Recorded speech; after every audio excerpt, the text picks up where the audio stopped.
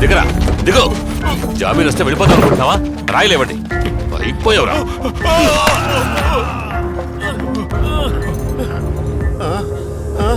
నన్ను కొట్టడానికి రాయిస్తావా?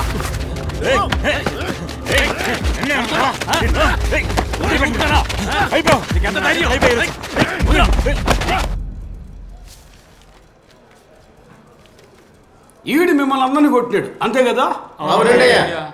ఇదే పని అయిపోయింది మీకు.